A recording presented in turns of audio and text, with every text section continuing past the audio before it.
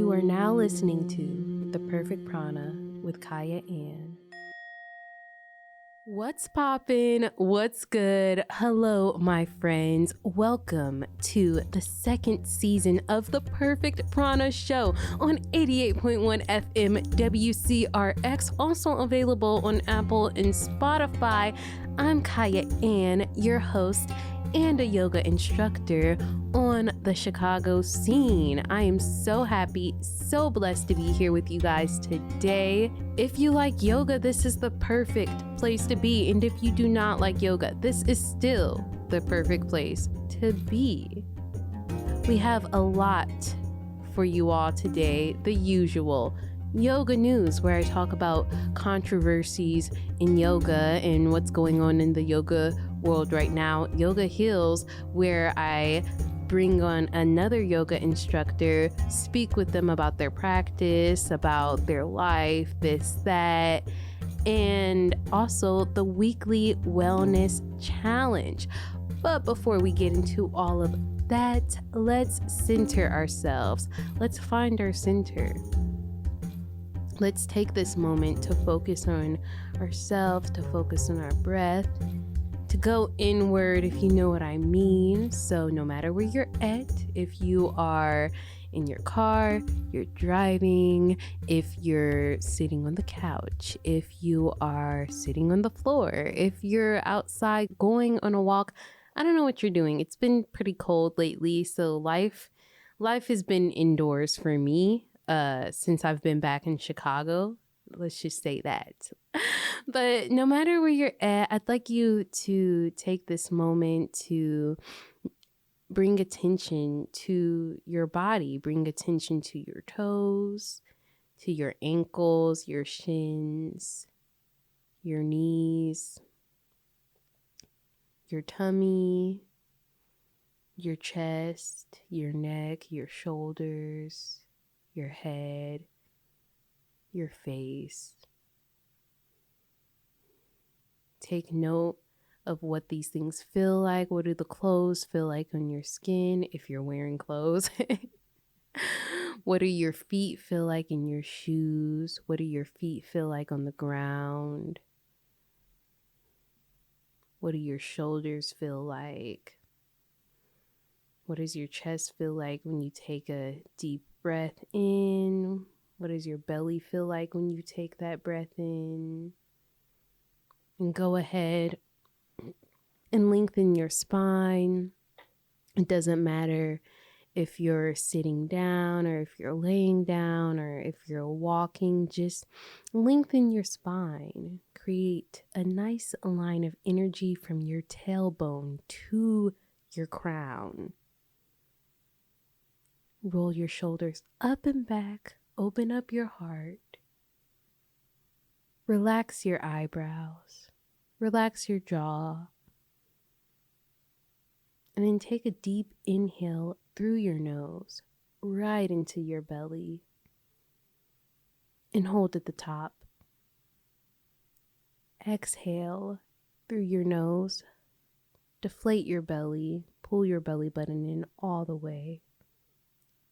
And hold at the bottom. Take a deep inhale through your nose.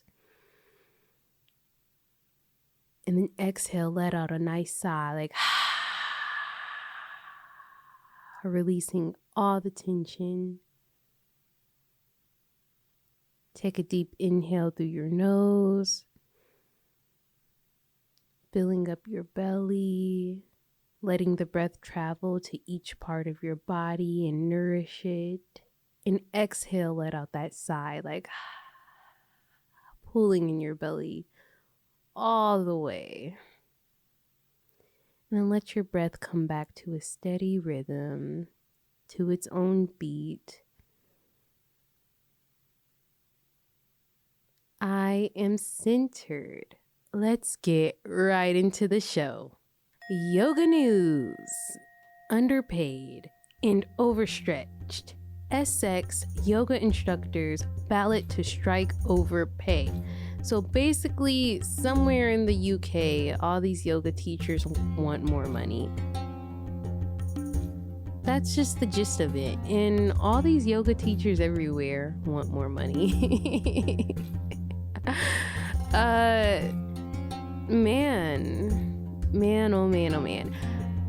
I just think with everything in general these days, when it comes to working and money and all that stuff, sometimes you just have to be a little bit creative in order to accumulate more money. And I'm not mad at them. Honestly, I hope that they get what they're asking for, and especially if they are good teachers and they're really helping people. And I mean, yoga is important. So if you're bringing this knowledge to people, you're bringing this guidance and help to people, then you should be able to live a nice life and have all of your needs met and be able to eat and be able to lay your head down without just feeling like you don't have enough.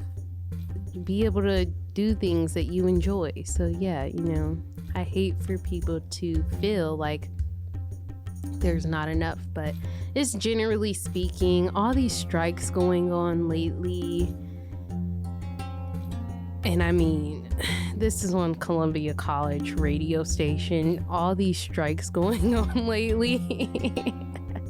Thank God the strike is over. But all these going on, like, what does it say about these institutions that people feel like they have to stop working completely and band together to ask for more, to ask for more support? I don't know, like, what does it say about these institutions? It's interesting. Even, I don't know, I just wonder how this will change the future of institutions, or what's next, basically.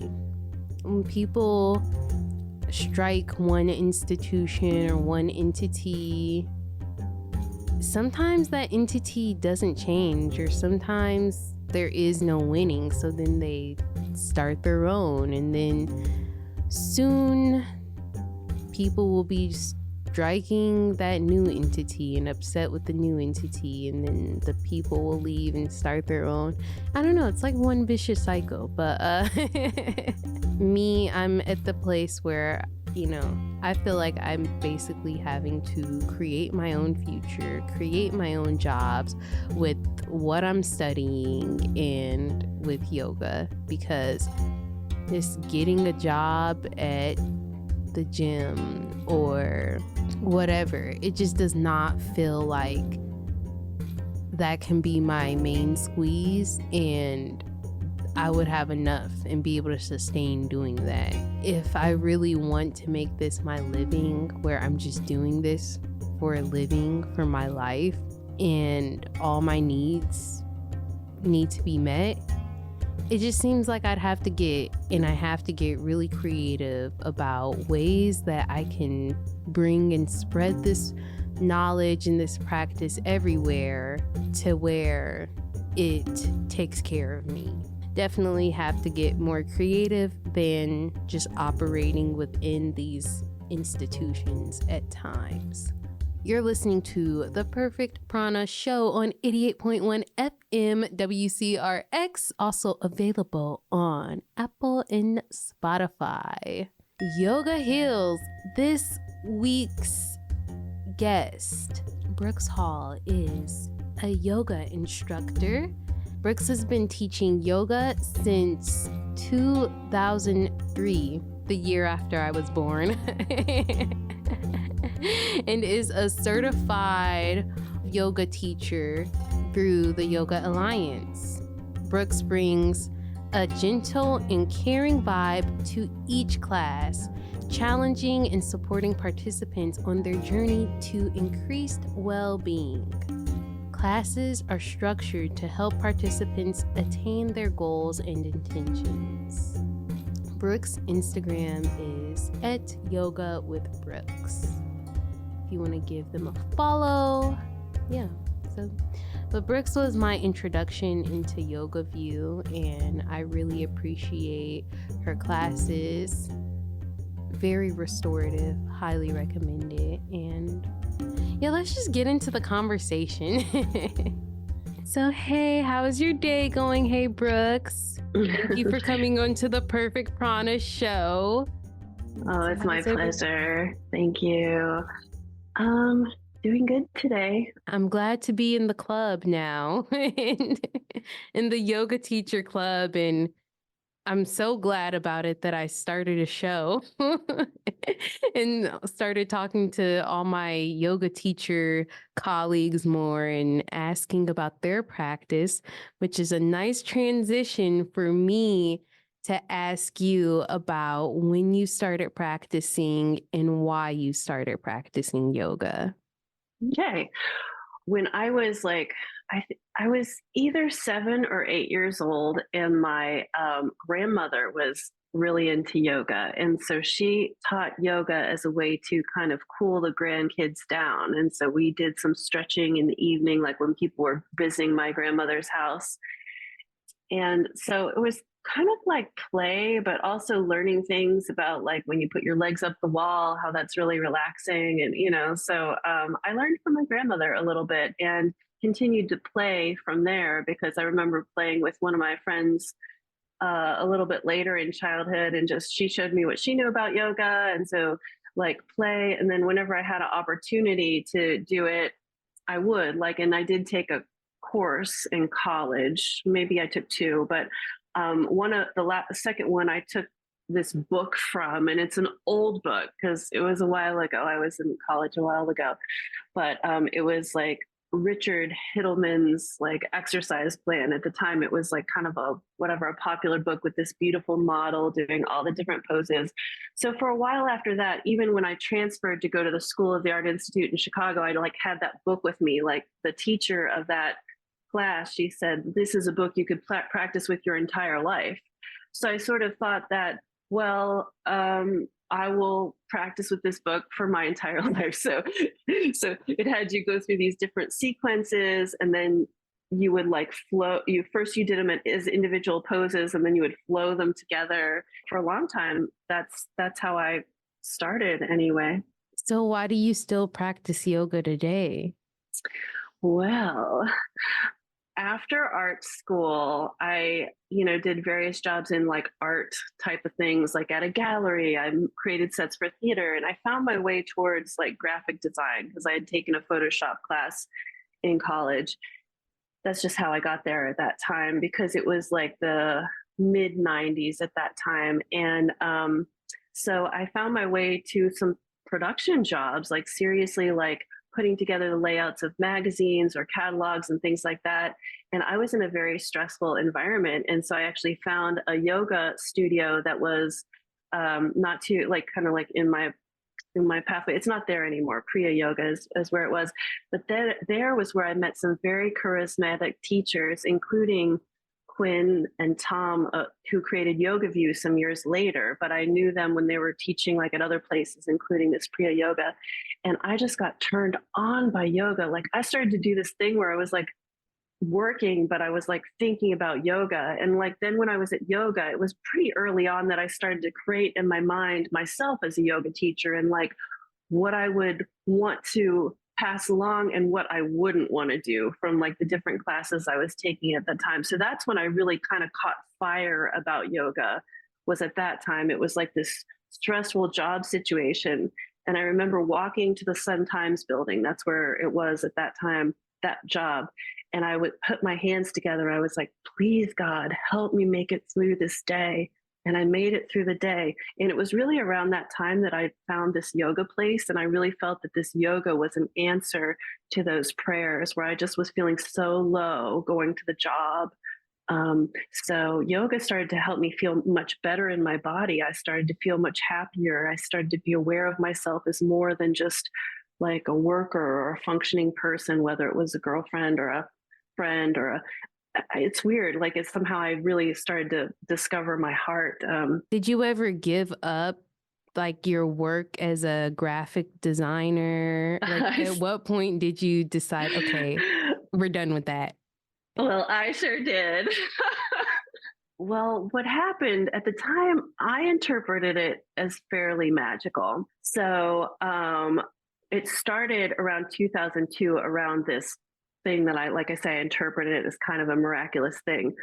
I had just left a long-term boyfriend, like the person who I thought was like the one, whatever, that's what my brain was making around this person. He was included in so much of my family stuff and so on. Well, it got to a point where I needed to leave. And so I did. And I moved into this little studio apartment by myself again. And I was studying at that time at the yoga circle and with Gabrielle Halpern.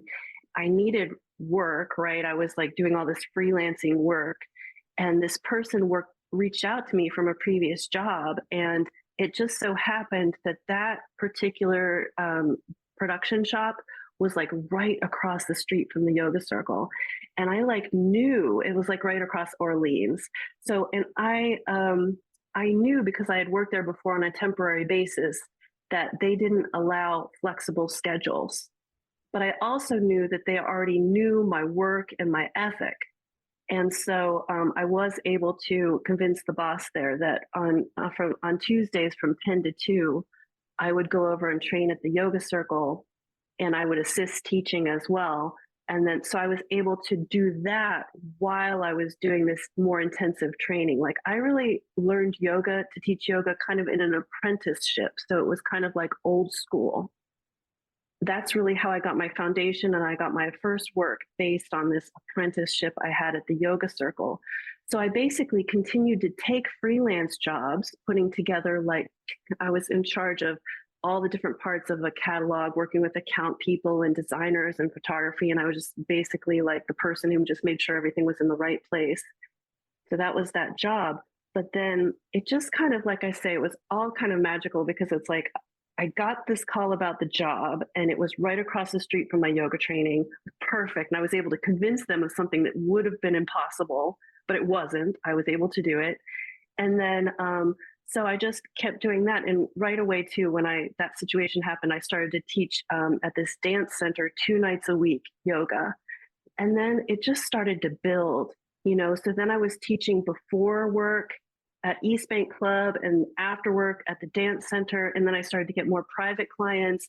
And so I was just juggling everything for a while. I really felt like I had no time. I was working one thing or another, or practicing, taking my own classes.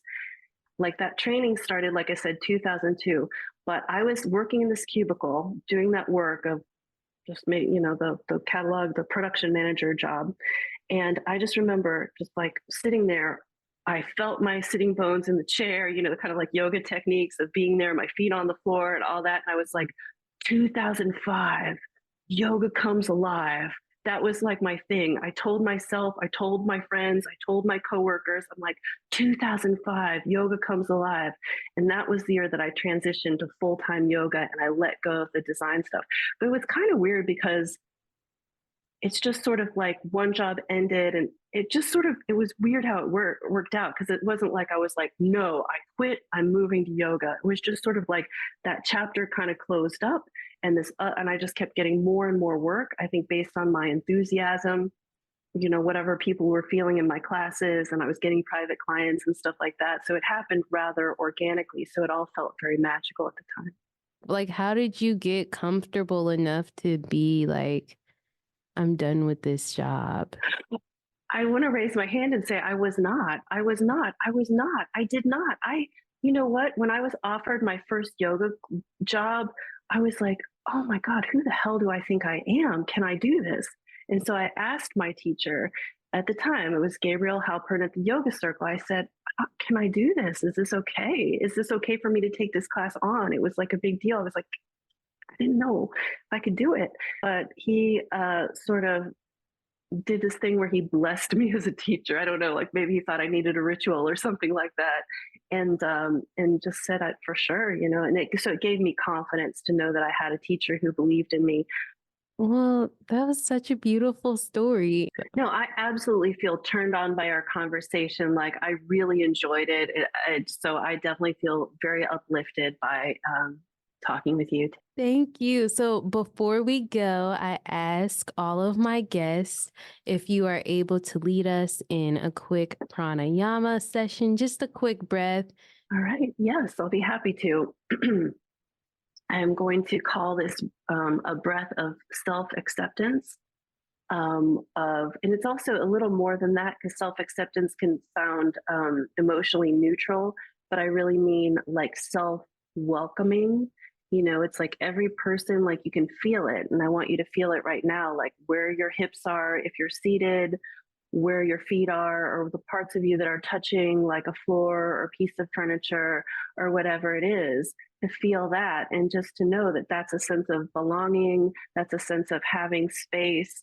And it's from that sense of connection to the earth, connection, and that through the connection of like your physical body, feeling exactly where you are, feeling the effect of gravity, that you can then find that stability within yourself. And from there, you might bring breath.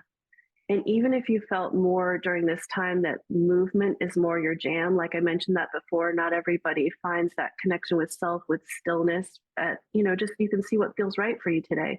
But if it does feel right to allow your sitting bones to rest or to rest on a piece of furniture, however you are, just to let your body kind of find a little bit of ease, even if you're seated upright, just like, release stiffness. And then to notice your own breath, first to notice your own natural breath. You might feel your breath coming in, you might feel your breath going out. You might be not sure, but just to open that space to notice your breath. And you might notice it like at the base of your nose, like it might get a little cooler as you inhale, a little warmer as you exhale. And just to witness what is true for you right now. And depending on how long you practice breath awareness, you might notice certain thoughts coming through. And I wouldn't want to like go to breath as an avoidance of thought, but more to breathe. And if there are thoughts, just let them kind of flow through. It's like we're not trying to change anything, just to notice how you are in this moment of space and time, just giving yourself this moment to sit and to breathe. And then in terms of the breath practice, we might extend the exhalation and lengthen the inhalation just a little longer than usual. So now I'll just invite you to do just a couple more full breaths, and you could always carry it longer if you wanted to. But in this case, just to fully breathe out and to fully breathe in. Not trying to force anything, but just to be with yourself and your full breaths in and out. If you notice any tension in your jaw or your forehead or your eyes, also to let that to rest. And then this can create a nice container for your breath, possibly movements of thoughts or feelings, but just to be totally welcoming for whatever comes through for you. I will be posting this on Apple and Spotify. I'll put your information in the show notes, and it airs on Saturday at 10 a.m., Sunday at 11 a.m. on 88.1 FM. And yeah, I'll probably post an extended version because I'm like, we started talking and then it felt like it was 15 minutes, but it's actually been a full hour. So Yeah. Yeah, that's fine. Whatever you want to use. And thank you so much. I've loved this. This is my jam. I love talking like this, and you're so fun to talk to. So thank you. Thank you, Brooks. Namaste. Yeah. Namaste. Do you have a different greeting for or a different way to like seal your class? I would just say, I bow to the divine within you. And in honor of that translation of the word namaste, thank you so much. Weekly Wellness Challenge. I've spoke about yoga philosophy a few times last season, and then on this podcast and on this specific show, it's a topic that's come up. So why not actually get into some yoga philosophy and follow that guideline, follow the guidelines, or follow the program, follow the 8 limbs of yoga throughout this season.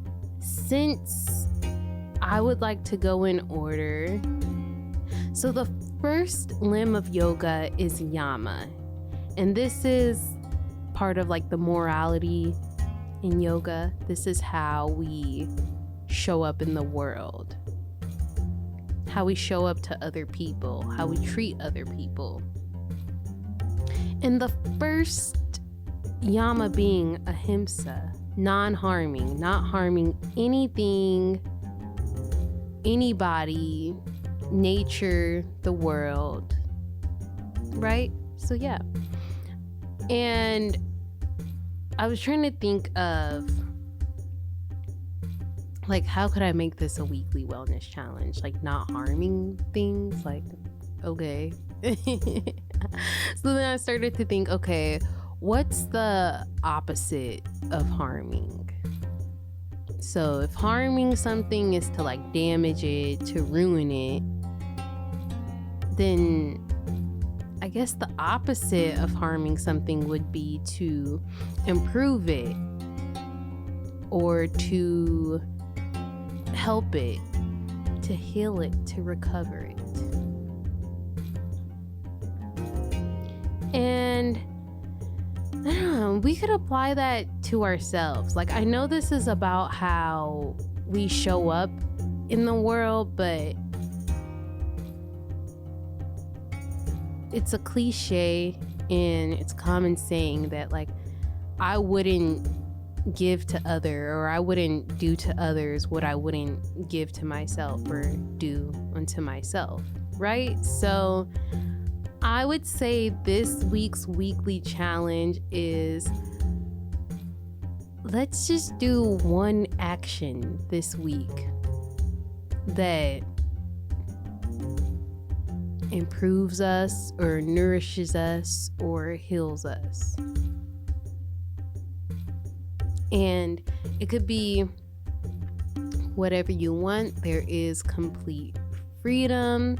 But I would encourage everybody to just think about that. Like, what is something that feels healing or nourishing, or helps me along, does the opposite of harm me, and does the opposite of damaging me?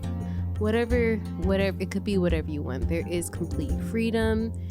I don't know what I'm going to do yet, but the goal is just to do it, and then to do it with intention, and to just think about how I'm doing the opposite of harming myself right now. I'm repairing myself. This is something that's repairing me. It's repairing me physically. It's repairing me spiritually, mentally, emotionally, or whatever. And yeah, so I don't know what I'm gonna do yet, but I'll think about it, and then I might even journal about it so I can come back and talk to you guys about what I did to repair myself this week. So yeah, that's the weekly wellness challenge. Before I go, I like to end with a quote. And this week's quote, Nam Myoho Renge Kyo, translating to, I dedicate my life to the wonderful law of cause and effect. It's just something that's been on my mind lately. I had a wonderful sauna buddy the other day who was Buddhist, and she started talking about Buddhism and her practice and their chant. And she was just talking about cause and effect. So I think, though, that was a beautiful quote, just because it is a wonderful law of cause and effect, and I think that it gives us a lot of power. So with that being said, it has been a great show, and again, I'm so glad to be back with you all. Follow me on Instagram at consistently Kyah. Keep up with me. See what my practice is looking like. I'm still working on social media, guys, so give me grace. Okay, and with that being said, may the light and darkness within me bow to the light and darkness within you. Namaste.